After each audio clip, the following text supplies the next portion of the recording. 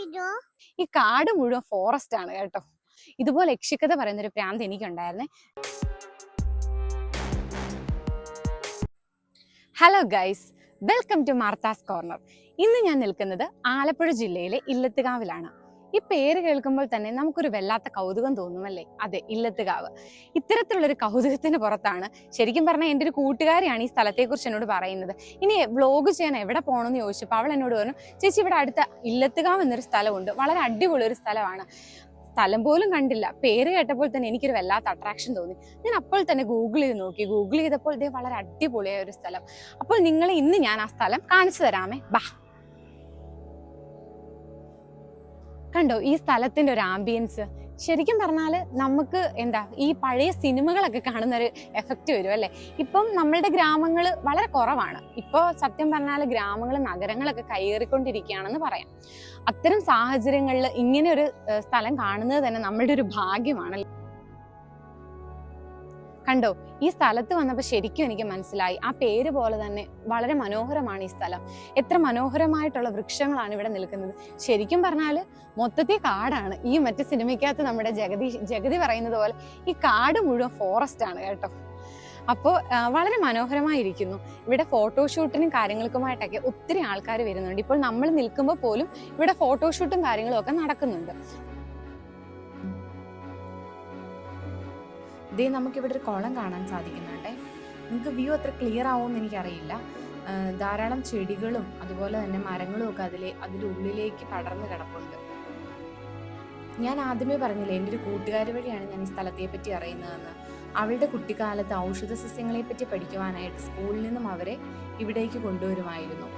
എനിക്ക് അതിനെയൊക്കെ പരിചയപ്പെടുത്തണമെന്നുണ്ട്, പക്ഷേ അതിനെക്കുറിച്ച് കാര്യമായിട്ടുള്ള അവബോധം ഇല്ലാത്തതിനാൽ ഞാൻ അതിനെക്കുറിച്ച് നിങ്ങളെ പരിചയപ്പെടുത്തുന്നില്ല.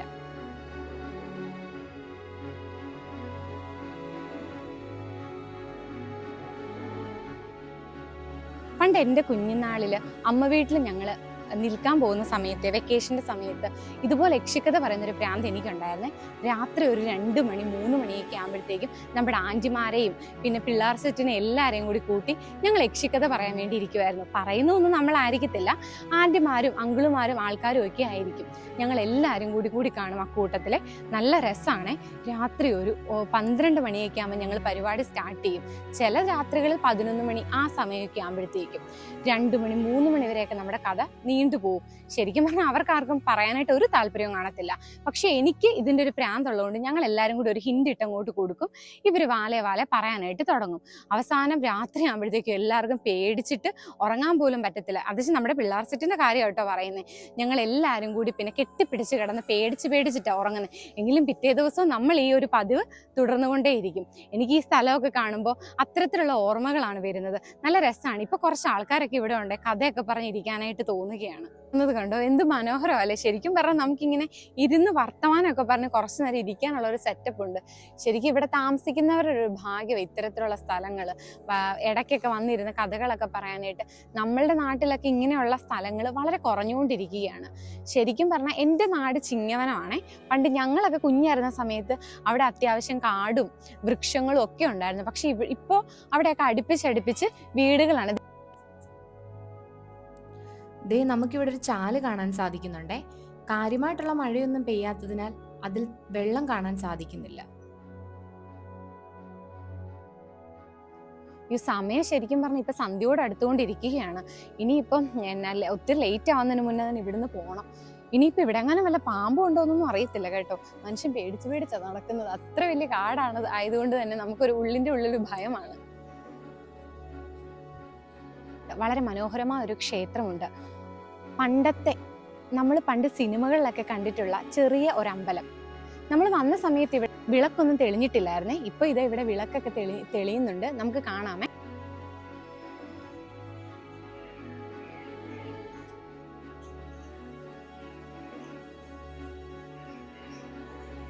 ഇവിടെ മുഴുവൻ ചെറുപുന്ന മരങ്ങൾ നമുക്ക് കാണാൻ സാധിക്കും. നോക്കൂ എത്ര വലുതാണ് ഈ മരങ്ങൾ.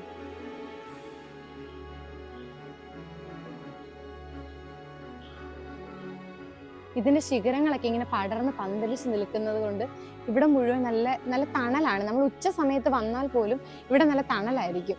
അത്രയും അടുപ്പിച്ച് മരങ്ങളും അതിന്റെ ശിഖരങ്ങളും ഒക്കെ ഇങ്ങനെ നീണ്ടു നിവർന്ന് കിടക്കുകയാണ്. ഇഷ്ടപ്പെട്ടോ? ഇഷ്ടപ്പെട്ടോ? അമ്മയ്ക്ക് ഇരിക്കാൻ പറ്റത്തില്ല കീക്കൂട്ടാ, അമ്മയ്ക്ക് ഇരിക്കാൻ പറ്റത്തില്ല, അമ്മ വീഴും. ഹായ് പറഞ്ഞേക്ക്, അങ്ങോട്ട് നോക്കി.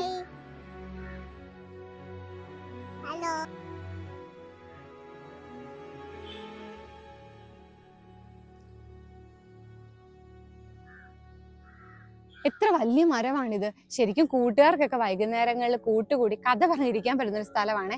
പണ്ട് എൻ്റെ കുഞ്ഞിലെയൊക്കെ ഞങ്ങളുടെ സ്ഥലങ്ങളിലൊക്കെ ഇതുപോലത്തെ മരങ്ങൾ ഉണ്ടാവണമെന്ന് ഞാൻ ഒത്തിരി ആഗ്രഹിച്ചിട്ടുണ്ട്. നമ്മൾ ഈ സ്കൂളിലൊക്കെ പോകുന്ന വഴി ഈ മാവിൻ്റെയൊക്കെ ശിഖരങ്ങളൊക്കെ ഇതുപോലെ വീണ് ഇങ്ങനെ നിലത്തോട് ചേർന്ന് കിടക്കുന്നതൊക്കെ കണ്ടിട്ടുണ്ട്. അല്ലാതെ ഇത്തരത്തിലുള്ള മരങ്ങളൊന്നും നമ്മുടെ അവിടെയൊന്നും ഞാൻ കണ്ടിട്ടില്ല. ഇങ്ങനെയുള്ള മരങ്ങളിലൊക്കെ വൈകുന്നേരങ്ങളിൽ കഥയൊക്കെ പറഞ്ഞിരിക്കാൻ നല്ല രസമാണേ. നല്ല രസമുണ്ട് കാണാനായിട്ട്, കുറച്ചേറെ സ്പേസ് ഉള്ളൊരു മരം. അപ്പൊ നമ്മുടെ ഇല്ലത്തുകാവ് എല്ലാവർക്കും ഇഷ്ടമായെന്ന് ഞാൻ പ്രതീക്ഷിക്കുന്നു. അടുത്ത വ്ലോഗുമായി നമുക്ക് വീട്ടിൽ കാണാം. Tata, bye bye.